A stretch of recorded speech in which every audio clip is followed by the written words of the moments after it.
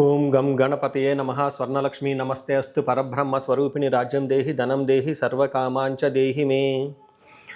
గణపతి మనందరికీ మంచి బుద్ధిని సిద్ధిని సక్సెస్ని ఇవ్వాలని చెప్పేసి కోరుకుంటూ, స్వర్ణలక్ష్మి అమ్మవారు మన అందరికీ చక్కగా బ్రహ్మ జ్ఞానాన్ని కలిగించాలని, తద్వారా మనం ప్రతిదాన్ని శోభాయమానంగా చూస్తూ ఎప్పుడు మనకి దుఃఖం అనేది లేకుండా ఉండాలని చెప్పేసి, ఇప్పుడు ఆనందభరితంగా ఉండాలని చెప్పేసి అమ్మవారిని కోరుకుంటూ, అమ్మవారిని అలానే మనందరికీ చక్కగా సమృద్ధిగా ధనాన్ని ఇవ్వాలని చెప్పేసి, భాగ్యాన్ని ఇవ్వాలని చెప్పేసి కోరుకుంటూ, అంతేకాకుండా మనందరికీ రాజ్యం ఖచ్చితంగా ఒక అథారిటీ, పవరు, స్టేటస్, ఒక దర్పం అవన్నీ మనకు అమ్మవారు ఇవ్వాలని చెప్పేసి కోరుకుంటూ, వీటితో పాటుగా సర్వకామార్థ సిద్ధి, మన మనసులో అనుకున్న ముఖ్యమైన కోరికలన్నీ చక్కగా నెరవేరాలని చెప్పేసి అమ్మవారిని మనం కోరుకుందాం. సో మనం జూలై మంత్ రాశి ఫలాల గురించి మాట్లాడుకుంటున్నాం కాబట్టి, జూలై మంత్ చాలా ముఖ్యమైన అనేక రకాలైన విశిష్టతతో కూడుకొని ఉంది. ఇందులో మనం కొన్ని ముఖ్యంగా చర్చించుకుందాం. ఒకటి, ఈ మాసం వచ్చేటప్పటికి ఫస్ట్ 15 డేస్ నిజ జ్యేష్ఠ మాసంతో ఉంటుంది, తర్వాత ఆషాఢ మాసంతో ఉంటుంది. ఈ జ్యేష్ఠ మాసంలో చాలా వరకు పెళ్ళిళ్ళు, ముఖ్యమైన కార్యక్రమాలు ఉన్నాయి. వీటితో పాటుగా ఎప్పుడైతే ఆషాఢ మాసం స్టార్ట్ అవుతుందో ఇందులో చాలా చాలా ముఖ్యమైన పనులు అయితే ఖచ్చితంగా ఉన్నాయండి. ఒకటి మనం చూసుకుంటే గురుమూఢమి స్టార్ట్ అవుతుంది. ఎప్పుడైతే గురుమూఢం స్టార్ట్ అవుతుందో, ఈ గురుమూఢమి మనకి జూలై 15 నుంచి ఆగస్టు 13 వరకు ఉంది. ఈ డేట్స్లో మనకి వివాహాలు కానివ్వండి, గృహప్రవేశాలు లాంటివి శుభకార్యాలు ఎక్కువగా చేయరు. అది ఒకసారి గమనించవలసిందిగా కోరుతున్నాను. వీటితో పాటుగా మనకి ఇంకొక ముఖ్యమైనది ఏమవుతుందంటే, మనకి దక్షిణాయనం స్టార్ట్ అవుతుంది 17వ తారీఖు నుంచి. అక్కడ నుంచి ఇప్పటిదాకా ఉన్న ఉత్తరాయణం కంప్లీట్ అయిపోయి దక్షిణాయనం స్టార్ట్ అవుతుందని గమనించాలి. తర్వాత 25వ తారీఖున మనకి తొలి ఏకాదశి స్టార్ట్ అవుతుంది. దానికి ముందుగా చాతుర్మాస వ్రతం అని చెప్పేసి 4 మాసాలు ముఖ్యమైన మాసాలుగా చాతుర్మాస వ్రతం కూడా ఇందులోనే స్టార్ట్ అవుతుంది. ఇంకొకటి లాస్ట్ అండ్ ఫోర్మోస్ట్ ఇంపార్టెంట్, ఈ నెల 26వ తారీఖు నుంచి ఈ 14వ తారీఖు నుంచి 22వ తారీఖు వరకు మనకి చైత్ర మనకి ఆషాఢ నవరాత్రులు అని చెప్తారు. వీటిని ఏమంటారు? గుప్త నవరాత్రులు అంటారు, లేకుంటే వారాహి నవరాత్రులు అని చెప్పేసి చేస్తూ ఉంటారు. ఈ నవరాత్రులు కూడా ఎంతో విశిష్టత కలిగి ఉంది. పర్సనల్గా ఈ 9 రోజులు నేను కూడా చక్కగా సింపుల్గా చేస్తాను, పెద్ద పెద్ద హడావుడిగా చేయకుండా. ఇలా చేసుకునే వాళ్ళందరికీ ఎంతో బాగా ఉపయోగకరంగా ఉంటుంది. లాస్ట్లో ఈ మంత్ మనకి గురు పూర్ణిమతో ఈ మాసం అనేది పూర్తవుతుంది. ఇన్ని రకాల విశిష్టత కలిగిన ఈ మాసంలో జ్యోతిష శాస్త్రం ప్రకారంగా కూడాను 3 ముఖ్యమైన గ్రహాలు మారుతూ ఉన్నాయన్నమాట. ఆ గ్రహాలు మనం ఏంటో చూసుకుంటే, జూలైలో 4వ తారీఖు, 7వ తారీఖు, 16వ తారీఖు, 21వ తారీఖు, ఇలా జూన్ అంటే 3 గ్రహాలు మారుతున్నాయి. ఈ మారి గ్రహాల్లో శుక్రుడు, బుధుడు, సూర్యుడు గ్రహాలు కూడా ఉన్నాయి. 4వ తారీఖు వచ్చేటప్పటికి శుక్రుడు, బుధుడు వచ్చి 7వ తారీఖు, 16వ తారీఖు సూర్య భగవానుడు మారుతూ ఉన్నారనమాట. ఈ యొక్క 3 గ్రహాల యొక్క ప్రభావం మనకి జూలై మంత్లో ఎలా ఉండబోతుందో మనం తెలుసుకుందాం.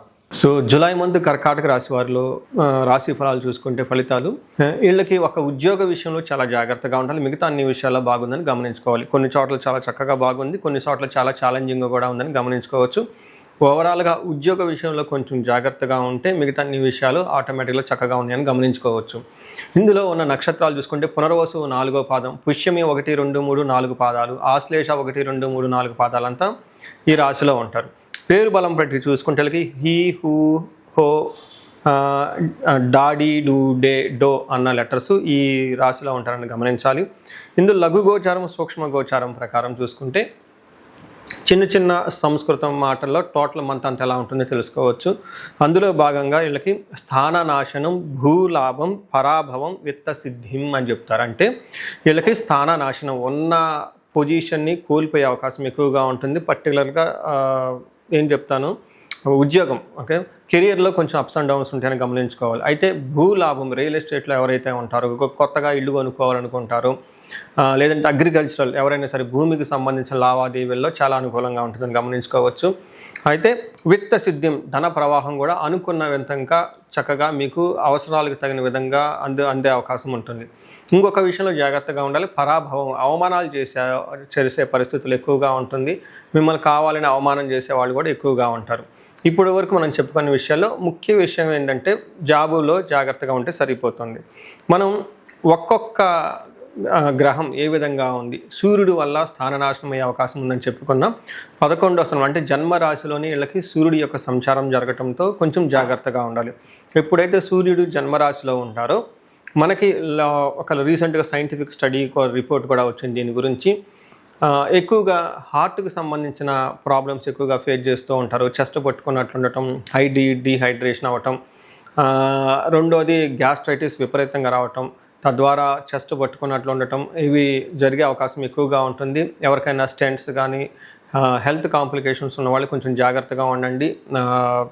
కార్డియా లాంటి ఎక్సర్సైజులు చేయటం, తర్వాత ఫుడ్ జ్యూసెస్ కానివ్వండి, ఇలా సాత్వికమైన ఫుడ్ తీసుకోవటం, వాకింగ్ చేయటం, ఎండకు బయటకు తిరగకుండా ఉండటం, ఈ ఫుడ్ విషయం జాగ్రత్తగా ఉండటం ఎంతైనా ముఖ్యంగా ఒక విషయం ఏం చెప్పాలంటే, మనకి ప్రాచీన శాస్త్రాల్లో జ్యోతిష శాస్త్ర గ్రంథాల్లో సూర్యుడు ఫస్ట్ హౌస్లో ఉంటే ఏ విధంగా ఉంటుంది అనేది ఒక సంస్కృతంలో రాశారు. అది దేహార్తి సత్వం సతతం కాలాతిక్రమణ భోజనం బంధుమిత్ర సుహృద్వేష చంద్రరాశి గతో రవి అంటారు. అంటే ఎప్పుడైతే జన్మరాశిలో సూర్యుడు ఉంటారో దేహార్తి శారీరకంగా బాధ ఉంటుంది, సత్వం సంతాప అంటే చాలా టైర్డ్గా ఉంటారు, కాలాతిక్రమణ భోజనం సరిగ్గా భోజనం చేయరు, బంధుమిత్రులతో గొడవలు అవుతూ ఉంటాయి అని చెప్తూ ఉంటారు. అందుకని ఇందాక చెప్పుకునే విధంగా వీళ్ళకి కొంచెం జాగ్రత్తగా ఉండాలి. భార్యకు కూడా హెల్త్ విషయంలో కొంచెం అప్సెట్ అయ్యే అవకాశం ఉంటుంది. నెక్స్ట్, సూర్యుడు ఇప్పటిదాకా మనకి అంతంత మంచి రిజల్ట్ ఇవ్వటం లేదు, కానీ కుజుడు మాత్రం మంచి సపోర్ట్ ఇస్తూ ఉన్నారు. కుజుడు వీళ్ళకి 11వ స్థానంలో ఉండటం వల్ల కుజుడు యొక్క బెస్ట్ పొజిషన్ అని మనకు చెప్తూ ఉంటారు. కుజుడు 11వ స్థానంలో ఉంటే ఏం జరుగుతుంది?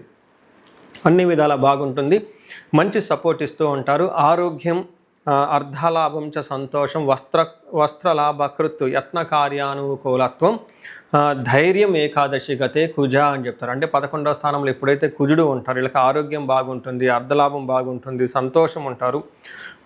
యత్న కార్యానుకూలత్వం, ఏదైనా ప్రయత్నం చేస్తే అంత అనుకూలంగా ఉంటుందని మనకు చెప్పడం జరుగుతూ ఉంటుంది. ధన ప్రవాహం కూడా వచ్చే అవకాశం ఉంటుంది. గుర్తుపెట్టుకోండి, ధనం వస్తుంది, ఉన్న ధనం పోయే అవకాశం కూడా ఎక్కువగా ఉంటుందని గమనించాలి. సో ఈ ప్రకారంగా చూసుకుంటే కుజుడు చక్కగా సపోర్ట్ ఇస్తూ ఉన్నారు. అగైన్ 12వ స్థానంలో బుధుడు ఉండటం వల్ల ఉద్యోగంలో కొంచెం భేదాభిప్రాయాలు వచ్చే అవకాశం ఉంటుంది, ఇంటిలో గొడవలయ్యే అవకాశం ఎక్కువగా ఉంటుందని తెలుసుకోవాలి. అయితే అగైన్ శుక్రుడు వీళ్ళకి 2వ స్థానంలో ఉండి విశేషమైన యోగ్యతను ఇస్తూ ఉన్నాడు.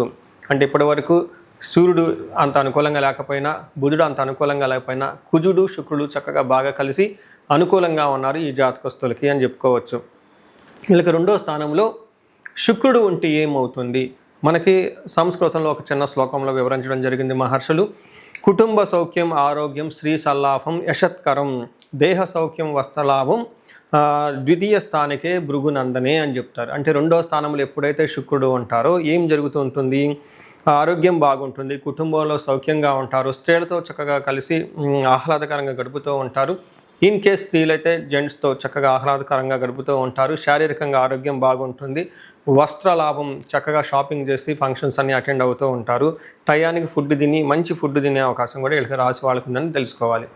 ఇవి అంతా మనకి 4 గ్రహాల వల్ల ఈ మనకి జులై మంత్రం ఎలా ఉందో ఇప్పటిదాకా మాట్లాడుకున్నాం. అయితే ఇంకొక విషయం గమనించుకోవాలి, ఇందులో ఉన్న నక్షత్రాలు చూసి నక్షత్రాల వారికి కూడా మనకి రిజల్ట్ ఎలా ఉంటుందో తెలుసుకోవచ్చు. పునర్వసు నక్షత్రం వాళ్ళకి అన్ని నక్షత్రాలతో కంపేర్ చేస్తే చాలా బాగుందని తెలుసుకోవచ్చు. వీళ్ళకి పునర్వసు నక్షత్రం వాళ్ళకి క్షేమంగా ఉంటారు, సంపదలు ఉంటుంది, ఐశ్వర్యం ఉంటుంది, ధనలాభం ఉంటుంది, అంతా చక్కగా ఉంది. అయితే అనుకున్న విషయం ఒక విషయంలో మధ్యలో గ్యాప్ రావడంతో ఆగిపోయేసి మృత్యు భయం, అయ్యో మనం అనుకున్న పని జరగలేదే, తద్వారా అసలు మళ్ళీ ఫ్యూచర్లో ఎలాంటి చేయగలుగుతామా లేదా, ఫ్యూచర్లో ఉంటామా లేదని ఒక భయపడే సిచ్యువేషన్స్ వీళ్ళకి ఎక్కువగా ఉంటుంది. కాబట్టి ఒక్కసారి ఇండివిజువల్గా జాతకం చూపించుకోవడం కూడా చాలా ఇంపార్టెంట్. పుష్మి నక్షత్రం వాళ్ళకి సౌఖ్యంగా ఉంటారు, క్షేమంగా ఉంటారు, ధనలాభం ఉంటుంది. వీళ్ళకు కూడాను అనుకున్న పని కాకుండా తద్వారా మృత్యు భయం, భయపడే అవకాశం ఎక్కువగా ఉంటుంది. ఆశ్లేష నక్షత్రం వాళ్ళకి చాలా బాగుంది, వీళ్ళకి లాభం ఉంది, క్షేమంగా ఉంది, సౌఖ్యంగా ఉంది, మృష్టాన్న భోజనం ఉంది. అన్ని 3 నక్షత్రాలతో కంపేర్ చేస్తే ఆశ్లేష నక్షత్రం వాళ్ళకి బాగుంది. అయితే వీళ్ళకి మృత్యు లాభం, మృత్యు భయం అని చెప్తారు. అంటే ఇక్కడ మృత్యు అంటే ఆగిపోవటం అని దాని మీనింగ్. అంటే వీళ్ళు చేస్తున్న బిజినెస్ కానివ్వండి, లేదంటే పనుల్లో ఎక్కడో చోట బ్రేక్ వచ్చేస్తుంది, తద్వారా వీళ్ళు భయపడుతూ కూర్చుంటారు. అయ్యో ఏమవుతుంది ఫ్యూచర్లో, అసలు మళ్ళీ ముందుకు వెళ్తామా లేదా, ఏంటి పూర్వ వైభవం మళ్ళీ తిరిగి వస్తుందా, ఎలా వెళ్తే బాగుంటుందని ఆలోచిస్తూ భయపడే అవకాశం కూడా ఎక్కువగా ఉంటుందని గమనించాలి.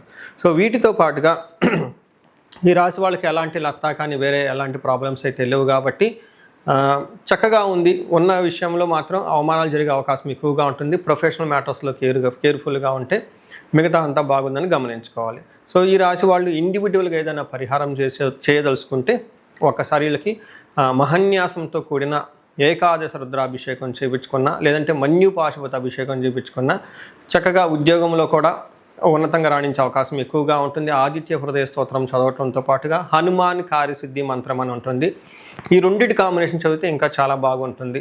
సో ఈ పరిహారాలు చేసుకొని ఐశ్వర్యాలతో చక్కగా ఉండాలని చెప్పేసి నేను కోరుకుంటున్నాను. పరిహారాల్లో భాగంగా ఈ రాశి వాళ్ళు ముఖ్యంగా నేనేం చెప్తానంటేనండి, ఇది గోచార రీత్యం అంటే గోచార ఫలితాలు అని చెప్తూ ఉంటారు. అయితే మీ ఇండివిజువల్ యొక్క జన్మరాశిలో చూడటం కూడా చాలా ఇంపార్టెంట్. ఈ గోచార రీత్యాలతో పాటు మీకు ఇండివిజువల్గా ఉన్న దశాభుక్తి ఏంటి, ఏమైనా శాపాలు ఉన్నాయి, ఏమైనా గ్రహ దోషాలు ఉన్నాయో జ్యోతిష శాస్త్రంలో ప్రకారం అనాలిసిస్ చేసుకోవడం చాలా ఇంపార్టెంట్. ముఖ్యంగా ఎవరికైతే ఏజ్ 40 years ±5 years ఉంటుంది, అంటే 35 to 45 years ఏజ్ ఉండి మధ్యలో మీకు ఎక్కడైనా కనుక కెరీర్లో గ్యాప్ వచ్చినా, లేదంటే అనుకున్న పనులు కాకపోతున్నా, మధ్యలో స్టాగ్నేటెడ్గా అనిపించినా, లేదంటే ఏదైనా ఒక గందరగోళమైన పరిస్థితి, కయోటిక్ పరిస్థితిలో మీరు ఇన్వాల్వ్ అయ్యారు, తెలవకుండా అవుట్ ఆఫ్ యువర్ కంట్రోల్ వెళ్తూ ఉంది అనుకుంటే ఖచ్చితంగా మీ జన్మ జాతకం చూపించుకోవడం చాలా చాలా ఇంపార్టెంట్. ఎందుకు అంటే మనకు మోడర్న్ సైకాలజీలో, మోడర్న్ సైన్స్లో ఇది మిడ్ లైఫ్ క్రైసిస్ అంటారు. కానీ జ్యోతిష శాస్త్రం దీనికి చాలా విధాలైన పరిష్కారాలను చూపిస్తుంది. ఈ టైంలో 2 ముఖ్యమైన విషయాలు జరుగుతూ ఉంటుంది. అలా మీ గ్రోత్ కనుక ఆగిపోయి ఉంటే, ఫస్ట్ మీకేమైనా శాపాలు ఉన్నాయా, ఆ శాపాలు ఈ టైంలో యాక్టివేట్ అయ్యా అని చూసుకోవాలి. రెండోది, ఈ టైంలో మీకు నడుస్తున్న దశాభుక్తుల యొక్క గ్రహాల యొక్క ఏమైనా దోషాలు ఉన్నాయా, ఈ 2 కారణాలు ఏంటో తెలుసుకొని వాటికి సంబంధించిన విశ్లేషణ చేసుకొని చక్కటి పరిష్కారాలు చేసుకొని పరిహారాలు చేసుకుంటే లైఫ్ 10 అంతలు ముందుకెళ్ళే అవకాశం ఎక్కువగా ఉంటుంది. నా దగ్గరకు వచ్చే క్లయింట్స్లో ఎక్కువగా ధనానికి ఇబ్బంది పడుతున్న వాళ్ళు స్వర్ణలక్ష్మి విశేష హోమం చేయించుకుంటూ ఉంటారు. శత్రు బాధలు విపరీతంగా ఉన్నవాళ్ళు మనకు వచ్చేటప్పుడు చండీ హోమం చేయించుకుంటూ ఉంటారు. వీటితో పాటుగా ఎవరికైనా హెల్త్ బాగలేకపోతుంటే ఆయుష్ సూక్త్యం, మహామృత్యుంజయ హోమం చేయించుకుంటూ ఉంటారు. భార్యాభర్తల కోసం అన్యోన్య దాంపత్య పాశుపత అభిషేకము లేదా విశ్వావసు గంధర్వరాజ హోమము ఇవన్నీ చక్కగా చేయించుకుంటూ ఉంటారు. ఎలాంటి పరిస్థితులు మీకున్నా, ఎలాంటి సమస్యలు మీకున్నా, లేదంటే ఎలాంటి క్లారిఫికేషన్ మీకు కావాలనుకున్నా కానీ, ఫ్యూచర్ గురించి ప్లాన్స్లో కన్ఫ్యూజన్ ఉన్నా కానీ ఒక్కసారి మీ జన్మ జాతకం చూపించుకొని ఆ జాతకంలో ఏ ప్రకారంగా ఉందని తెలుసుకొని చక్కటి పరిష్కారాలు చేసుకుంటే లైఫ్ అనేది 10 అంతలు ముందుకెళ్ళే అవకాశం ఉంటుంది. మీ అందరికీ అష్టైశ్వర్యాలు కలగాలని, భోగభాగ్యాలు కలగాలని చెప్పేసి నేను కోరుకుంటున్నాను. నమస్తే.